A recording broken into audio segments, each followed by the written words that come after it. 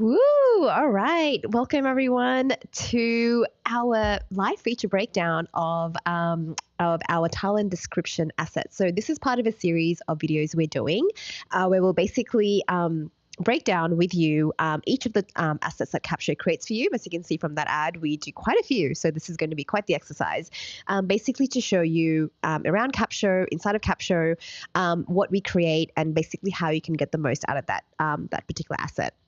And also in what context to use it, and what it's most used for. Now, obviously, I think we like to think of AI as something like a tool that you can use to basically maximize your content creation and content marketing. So there's no sort of rules around exactly how you should use it. But again, we've learned that there's a little bit of guidance is always helpful. So we'll be doing this series as part of that. We have recently done our feature breakdown on our clipping feature as well. So you can definitely catch that, and we're working through each of the features. So I have actually recorded this breakdown for you already. So we're going to flick over to that. So let me know if you have any questions as you're watching in terms of how the functionality works, how you can use this particular asset, and what how you can maximize it for your content, regardless of whether you do podcasts, YouTube videos, you create content in lots of different ways. We're here to serve you. So let's head on over to the breakdown of the talent description asset.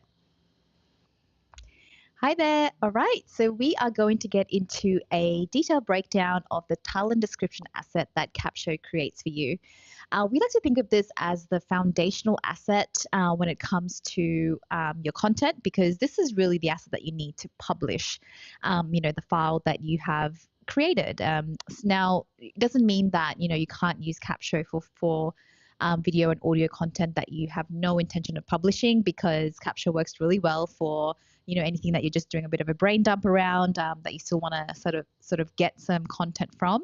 But definitely for the pieces of content, whether it's a podcast episode, a video that you're creating for your community, to publish in some way and make available to an audience to consume, this is a foundational asset that gives you the title, because everything's going to need a title that's going to hook people to actually want to engage with that piece of content, and a description that's going to appeal more to the people that don't necessarily get buy into the title and want to learn a little bit more about what that piece of content is, and what they can expect to get from it. So I'm just going to share my screen here and show you what you're going to get from Capsho. So basically, when you are inside of your file dashboard and then you click on the particular file that you have uploaded, you will see what we call your asset dashboard, which is this, and your title description will always be right at the top, because like I said, this is the foundational asset. If you do have a podcast, and this is a podcast episode that you've uploaded, this would be like the equivalent of your show notes that you would need to obviously create for every episode. If this is not a podcast episode, it's more of a regular piece of content that you're looking to publish somewhere to make available to your audience, then obviously talent description works really well for that. So I'm going to click on the little pencil icon, and this will take you into the asset. As you can see here, it starts off with the title, which is obviously really important. You'll see that there are 5 different options for you with one that's been recommended and pre-populated, but you can absolutely go with any of the others. Just click on them to replace them, and you can absolutely also edit, your title as well. So everyone has a different style of doing their title. So definitely, go ahead and make it your own. Capsho will learn from the edits that you make as long as you hit mark as complete. These titles are just here as an option to really give you some angles that you could take. But this really, if someone buys, is hooked by the title, really the rest of the description doesn't really need to do much. They'll just be like, yep, that sounds like me. I want to go ahead and watch this or listen to it.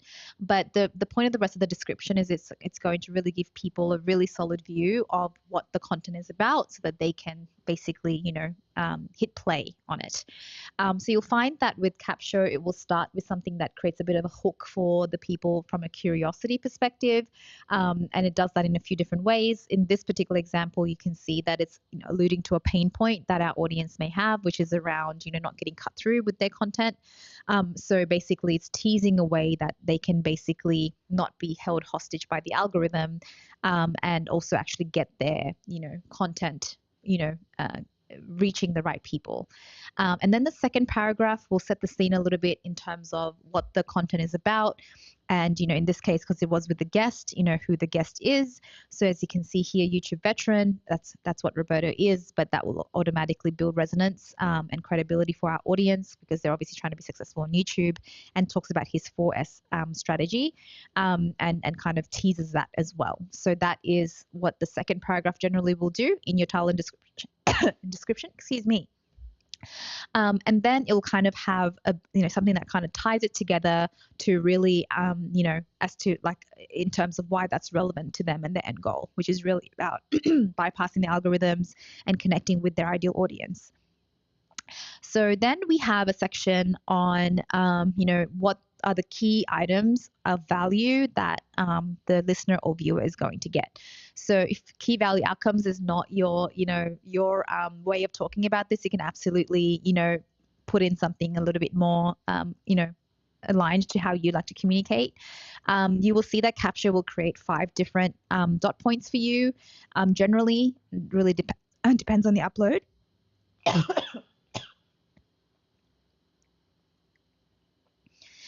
It really depends on the upload itself, but I would recommend, distilling this to about 3, just so that people can really get a sense, and then maybe adding, and much more.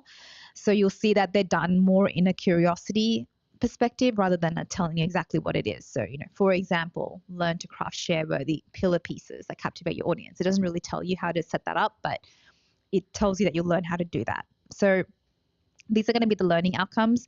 And then what Capsho will do is it may also, depending on how quote-worthy your episode was, it may also pick a couple of quotes which you can use, obviously, in that when you're publishing to really highlight, directly in verbatim, the most potent parts of the episode. So this is quite a highly quotable episode because Roberto had so many gems.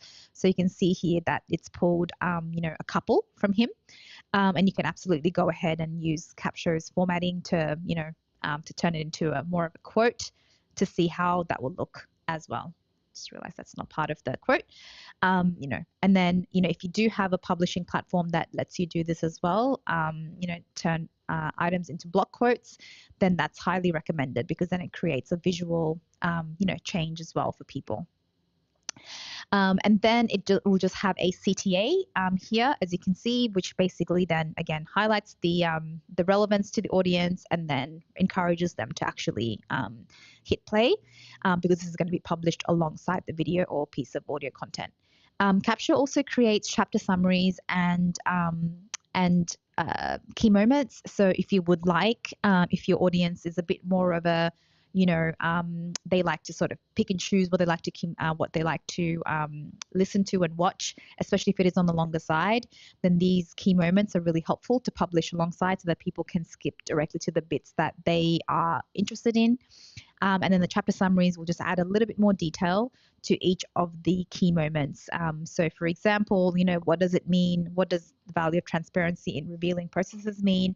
It's really, this conversation about, showcasing the journey and the outcomes for the audience to relate and learn from. So it's really being about transparent in your content creation journey, for example. So this is a really, again, if you've got a more logical, audience who likes to kind of read and really assess what they're going to listen to and watch, this is really helpful. It's also great from an SEO perspective as well.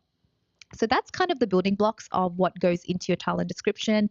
For those of you who like to publish a transcript alongside, you can absolutely get that from Capsho as well. You just hit the plus button there and get your transcript.